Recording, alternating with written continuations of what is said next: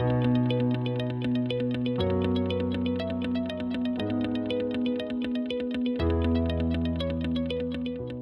everyone. I hope this finds each of you so very well. Today, I'm speaking to you from my studio in West Orange, New Jersey, eager to have a sure to open your heart conversation with author Rosanne Norris, who will be speaking to us from Binghamton, New York, about her book titled beLEEve, A Journey of Loss, Healing, and Hope. The touching personal narrative that shares Rosanne's spiritual journey after the transition of her 30-year-old son Lee and his dog Buddy. beLEEve has been ranked #1 in the United States and also internationally in several categories. Rosanne lovingly calls her 5 children and 6 grandchildren her best accomplishments in life. She has a bachelor's in English from Binghamton University, where she spent her career working at the university's Performing Arts Center, and is now a Reiki healer, an affiliate leader for the organization Helping Parents Heal, and a caring listener for Helping Parents Heal. I'm looking forward to talking with Rosanne about her book, beLEEve, and so much more. Hi, Rosanne. A warm, heartfelt welcome to Grief and Rebirth podcast. Hi, Irene. It's so good to be with you today. Thank you. We're going to have a lot of fun. Your book is wonderful, and I'm looking forward to talking with you about it. Thank you. Let's begin our interview with this question. Lee was your inspiration for writing your book, beLEEve. And by the way, everybody, it's spelled BELEEVE in honor of her son, Lee. Please tell us about Lee and his passing, as well as the passing of his dog, Buddy. Well, Lee was he was my middle child, the one middle of 5, and he was different than my other children. He was very sensitive. He very caring and sensitive, but had a normal upbringing. He was the largest of my children, he weighing in at 11.3 when he was born. So wow. He was definitely different in many ways. Talking about his passing on January 9th, we got a message that he hadn't been to work for a couple of days. And so my husband and I rushed there and found him on his couch. Little did we know, it was an accidental carbon monoxide poisoning. Oh my God. But oddly enough, his little dog, it was a tiny little, I call it neurotic dog, was still alive, barely, but he was still alive. And we know that Lee was probably there for a couple of days. And we believe that Buddy watched over Lee until we found him, and then he too succumbed to carbon monoxide. So, Wow. Didn't you have a premonition before Lee was born? I did. I was in the shower. It was about a week before he was born, and I started crying, and I thought, I don't want to do this. And it wasn't like I had birth babies before him. All my kids were 9, 10 pounders. So it wasn't, I don't know where it was coming from. And when he was born and he was 11.3, I thought, oh, well, that was it. I must have just I knew he was going to be big. So, but I put it out of my mind. And it wasn't until he passed that it circled back around in my mind. And I went, oh. So you knew that you were he was. Yeah, my soul knew long. Yes. Wasn't he this amazingly kind person? Tell us about the story from high school. Well, yeah, the one that I wrote about in the book, I remember he was working at an arena at a concession stand, and he learned that his coworker had been working all day in the restaurant business, and then he left his full-time job to come to make even more money, they were collecting tips, and he heard about his family, that they were struggling, and here's this kid in high school, and he he would give him his tips, and he came home and he said, Mom, I just can't believe somebody, he's working 12, 15, 18-hour days to take care of his family. So it really made an impression on him. And he gave his tips to this guy. Yeah. How generous and how kind. Yeah. Were you open to the concept of mediums before Lee passed? And how did he, through a medium, start you on your journey to write your book? Well, I had been to a few like house parties, and I looked at it as the medium says, entertainment. But, things were said that you were like, wow, oh, interesting. So, but I just left it mostly as entertainment. But nothing really specifically ever came through for you in those. You were just watching, kind of.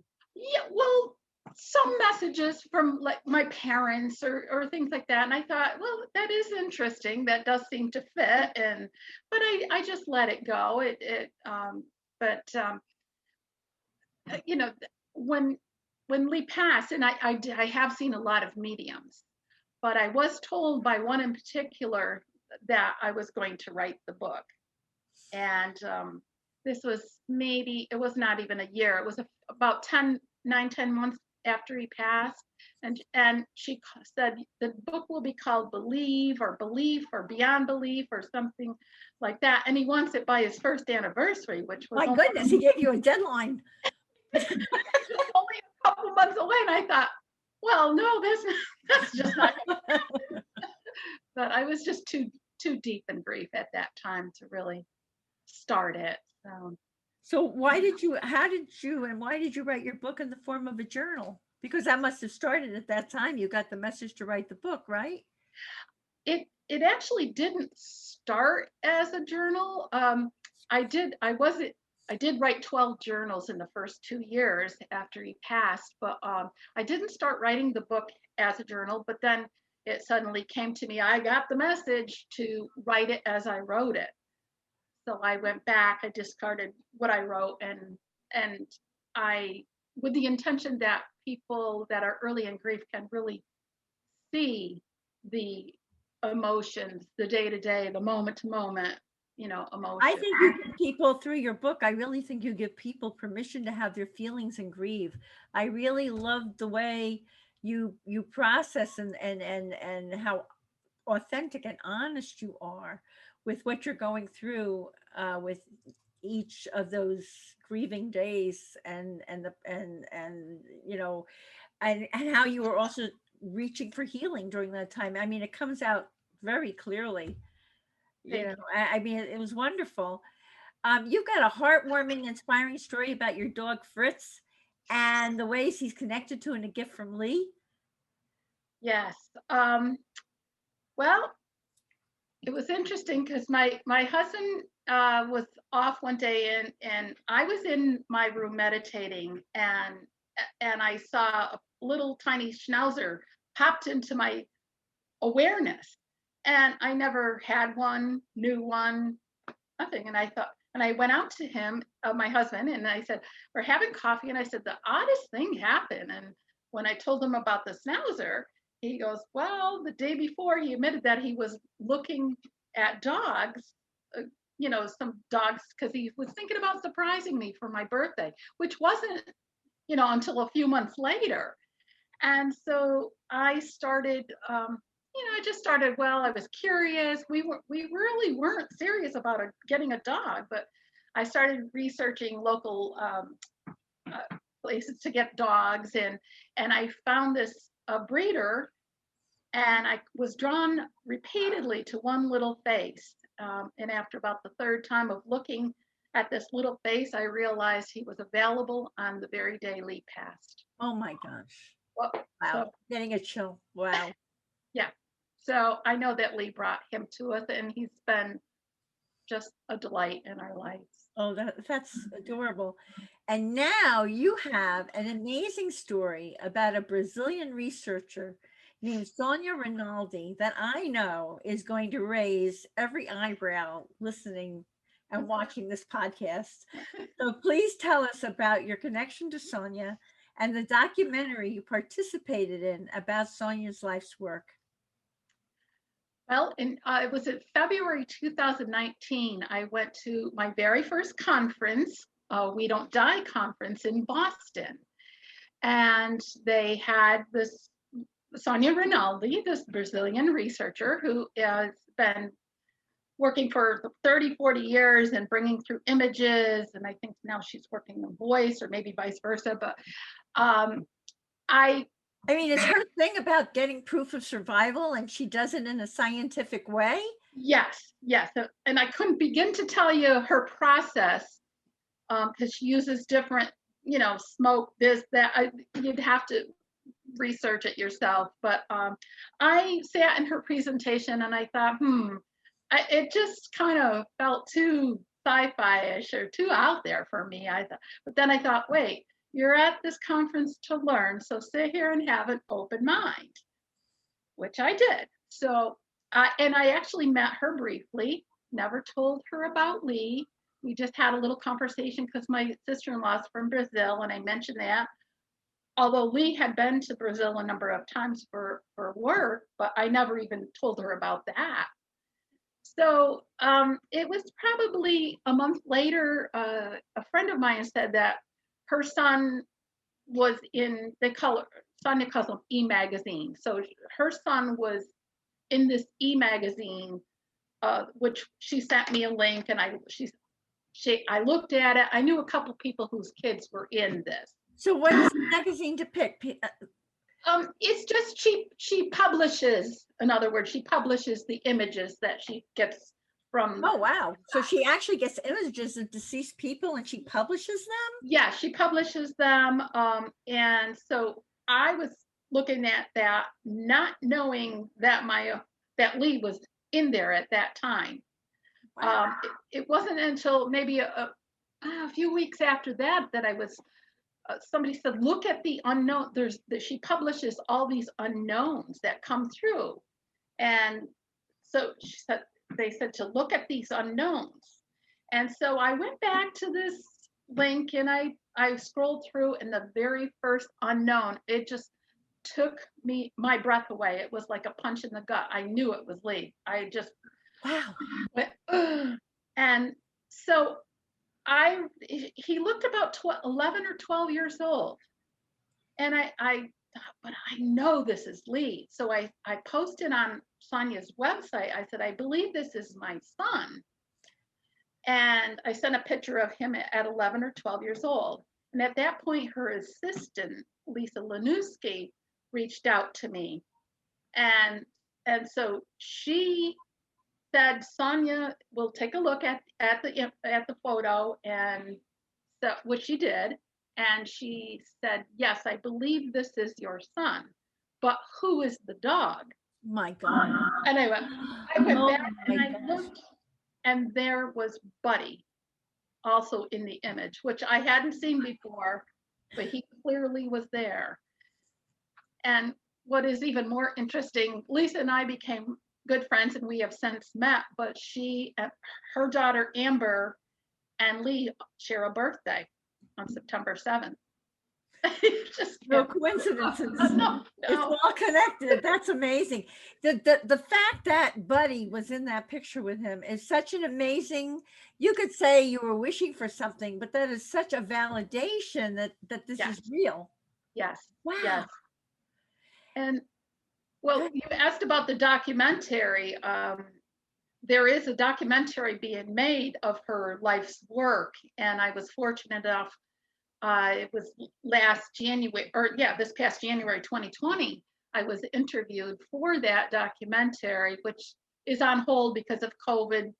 The filmmaker can't make it to Brazil to do her, interview Sonia. But there's probably, I don't know, 5 or 6 parents that have been interviewed. When that comes out, will you let us know? We will let our Grief and Rebirth absolutely audience know all about it. That'd be wonderful.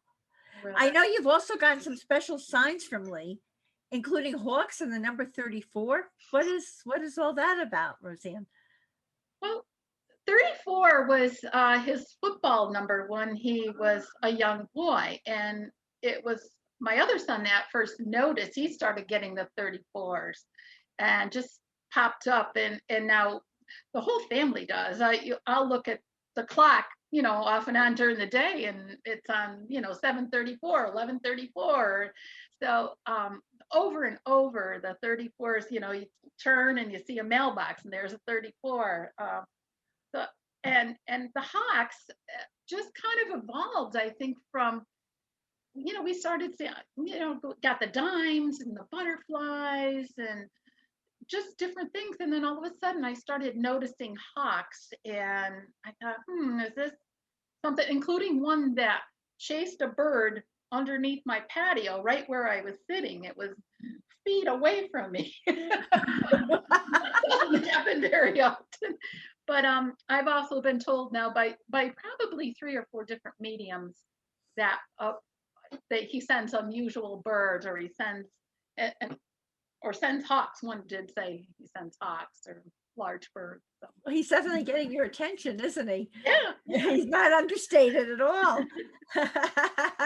You chose to honor Lee by choosing to heal. What led to this choice, Rosanne? What modalities have you used to heal? And please share the many riches that have opened up in your life as a result of your choice to heal. And I commend you for that. Thank you.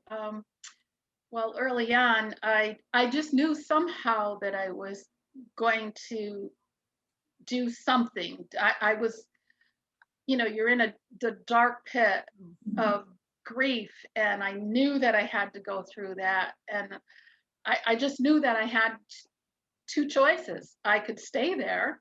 I could stay there and be miserable my rest of my life, or I could just do whatever I needed to do to heal the best I could to honor him.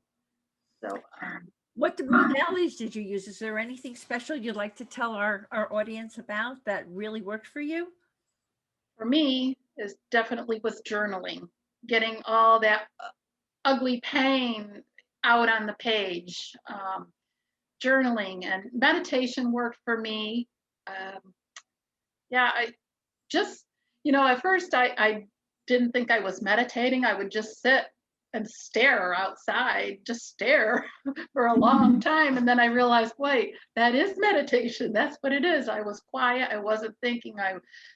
But it has evolved. I try to meditate every day, but I think those are the 2 biggest ones for me.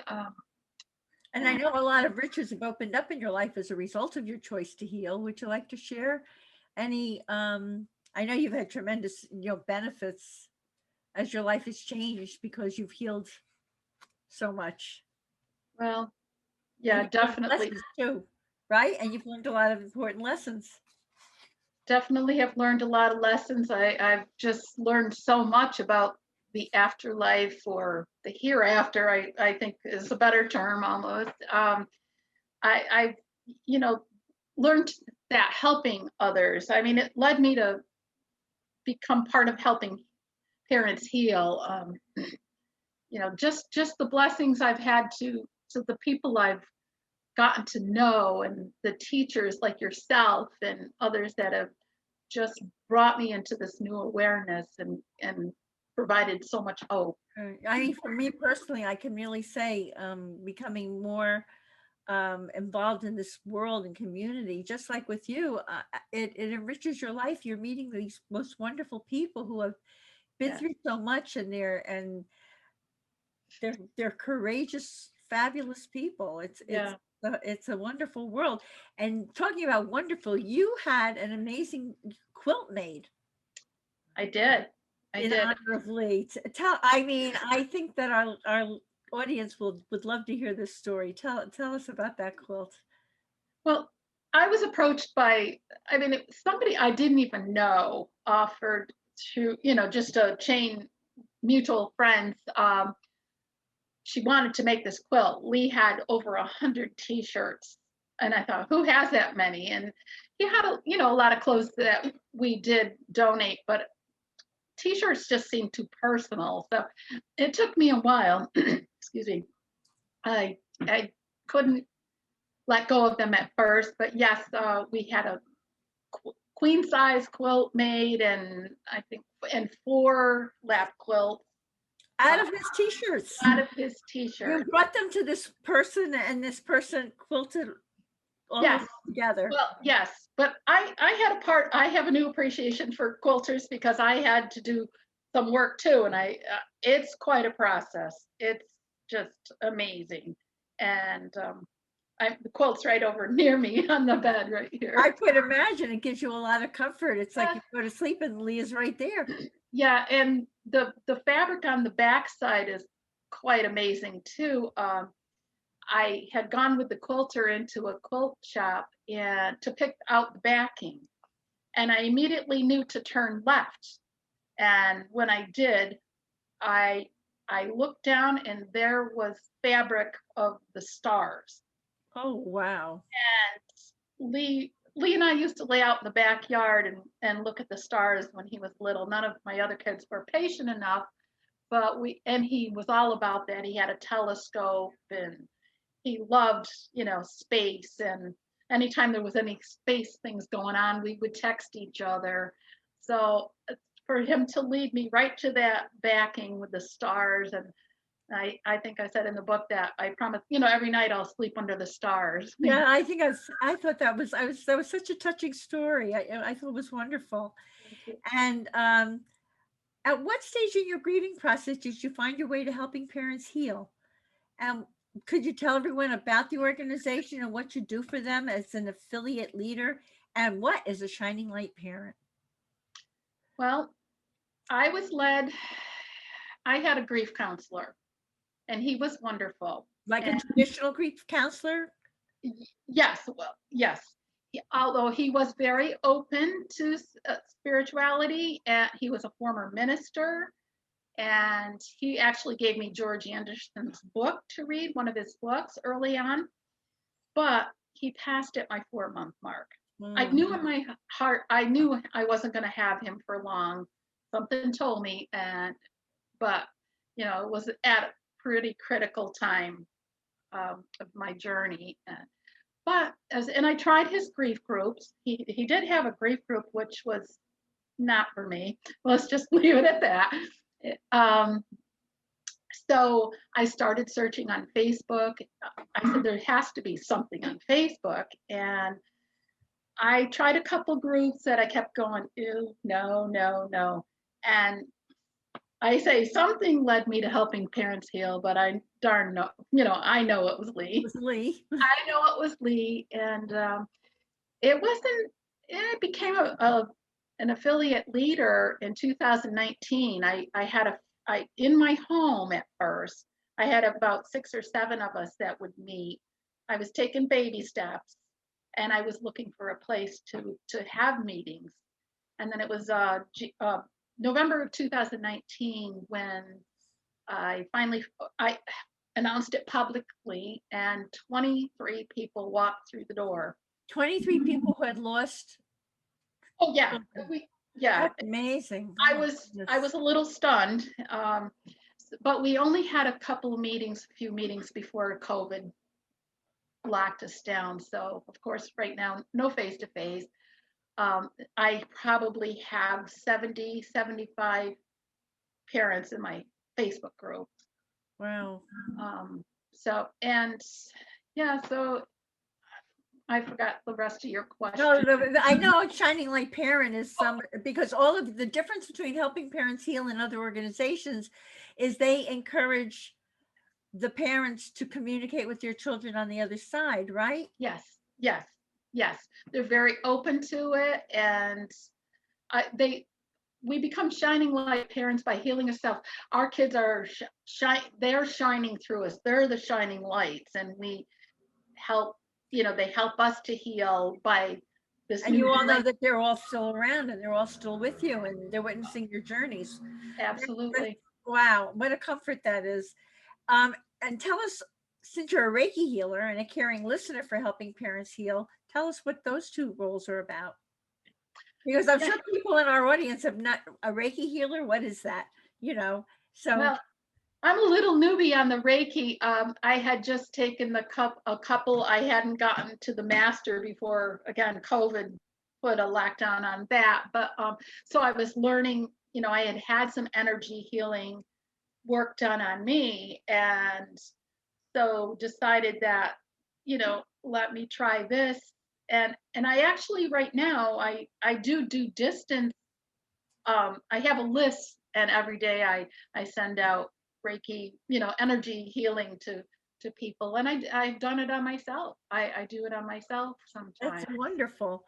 And as a caring listener for helping parents heal, I can't imagine people call you that have just lost children or all these things, and you're listening to them cry and Yeah, I just took on that role, and I've only had a couple calls, but I had one recently from a woman in New York City that somehow her mother, she found my name on the internet, and she found Helping Parents Heal.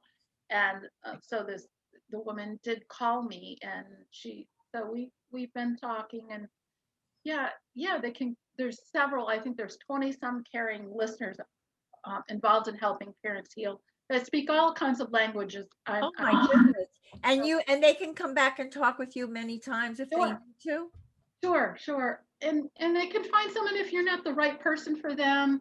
Say if they've taken them their own lives, I might not be the right listener for them. Somebody who can really understand, or somebody with illness. So you can find, it's if I'm not the right person. So you direct them to other resources or other people and all that. That's so Absolutely. wonderful. So you say in your book that becoming soul-centered helps a person to heal. So could you explain that to us? And you also believe that Lee made the ultimate sacrifice for your soul to progress. So could you speak to that for Yeah. us? Yeah. To become soul centered, I mean, I just knew that I had to go within, and that's where I found God and connection and oneness. That I knew loosely, as I was taught in my Catholic upbringing, that was there, but I didn't understand it. I didn't, but I got it once this. And yeah, I feel Lee had a true. I feel he took an exit point. Um, he maybe this wasn't an exact plan thing, but sometimes I have been actually grateful that he took an easy exit. If something worse is coming down the pipe for him, that's I try to put this positive spin on it. I feel the same way about my husband. I feel that that was an exit point also. It's Yeah. and then once you've grown and you've healed, it changes the um the way you're looking at it, right? The way you're Yeah. processing it, very much Absolutely. so. How is gratitude the best remedy for grief? And what are some of the things you've been so grateful for? Oh, wow. Gratitude is just brings you joy. I mean, it just I'm grateful now for everything, the smallest things. Um, you know, Grateful that I'm sitting here talking to you. I just try to make it a practice. I try to, when I'm going to bed or wake up, I try to think of a few things that I could be grateful for today, and I'm just, yeah. It changes the way you um process everything. I feel very grateful too. I mean, a lot of people I think prefer to stay unhappy, but when you turn it to gratitude, Yeah. it changes it. Uh, now listen, all of our audience want to read your book now. So how do they connect with you and find your book, beLEEve? My book is on Amazon and Barnes and Noble online. I mean, they certainly can connect with me on Facebook. Oh, that's wonderful. You want to give them your Facebook? I have a Facebook page for beLEEve. Oh, So good. I think if they just type in beLEEve, But BELEE. yes, yes, yes. And Okay, that's great. And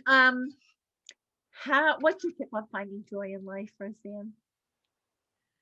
just, I think, just be grateful and look around and just see the beauty. I've never experienced so much beauty in my life. I look at the trees and the grass. I mean, I just notice everything and try It's to. amazing. I think you experience you probably feel more joy now than before we passed, right? Yeah, It changes your priorities, changes the way you see def, everything. definitely, Yeah, definitely.